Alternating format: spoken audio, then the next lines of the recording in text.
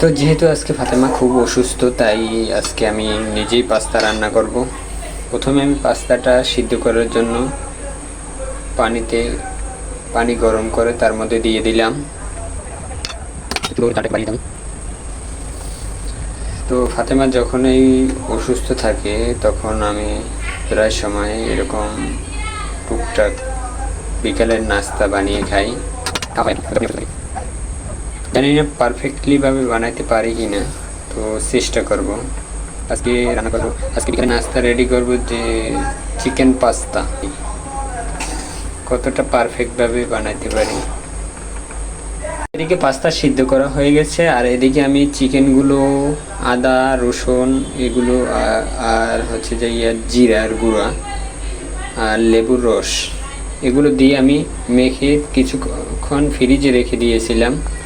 এটা এখন বের করেছি। আর এদিকে হচ্ছে কি এই পেঁয়াজ আর কাঁচামরিচ কুচি। এরপর আমি পানিটা জেলে নেব, কড়াইতে ঢেলে দেবো। এরপরে আমি ঠান্ডা পানি দিয়ে পাস্তাটাকে ঠান্ডা করে নেব।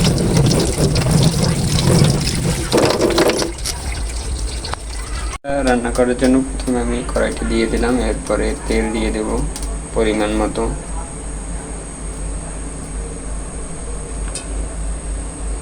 এরপরে আমি মাংসটা দিয়ে দেব, মাখিয়ে রাখা যে মাংসটা ছিল।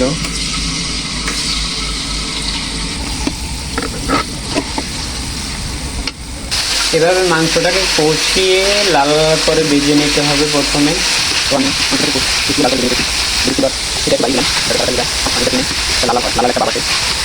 তো আমরা দুজনে বাইরে কাজ করি, তো আগে কিছুই রান্না করতে পারতাম না। যেহেতু দুজনে বাইরে কাজ করি, এর জন্য আমি এখন টুকটাক সব কিছুই রান্না করতে পারি।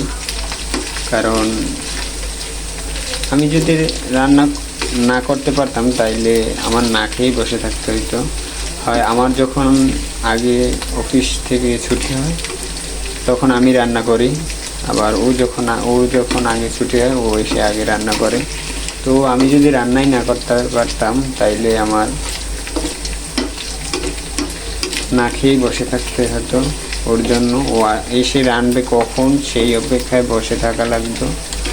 তো এর জন্য টুকটাক সব কিছুই রান্না করতে করতে সব কিছু শিখে গেছি। মাংস কষানো শেষ, এবার পরিমাণ মতো লবণ দিয়ে দিব। এবার পরিমাণ অল্প একটু মরিচের গুঁড়ো দেবো যাতে কালারটা ভালো আসে।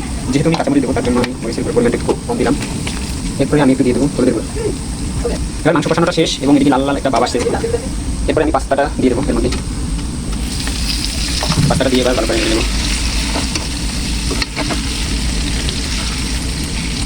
যারা ব্যাচেলার থাকেন, বাসায় রান্না করে খান, তাদের উদ্দেশ্যে বলছি, তারা যদি একান্ত নাই রান্না করতে পারেন এরকম মজাদার খাবার বিকালের নাস্তা, তাহলে আপনারা ইউটিউব থেকে এসব রান্না করতে পারেন। এবার পারফেক্টলি হবে না যদিও, একবার খারাপ লাগবে না। পরে আমি কাঁচামরিচ আর পেঁয়াজটা দিয়ে দিলাম।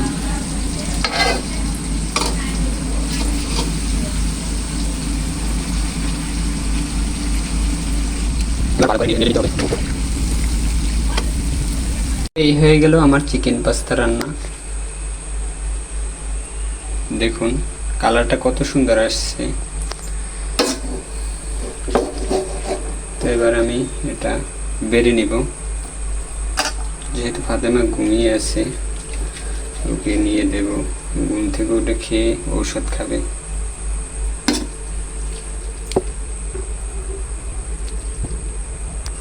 এদিকে ফাতেমা ঘুমিয়ে আছে।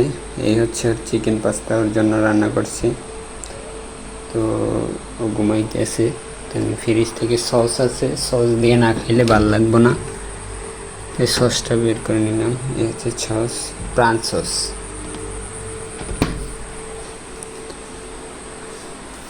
তো যেহেতু অনেক গভীর ঘুমে আছে তাই ওকে ডাকতে হবে। তো সবাই ভালো থাকবেন, সুস্থ থাকবেন। দেখা হবে পরবর্তী কোনো নেক্সট ব্লগে। খোদা হাফেজ।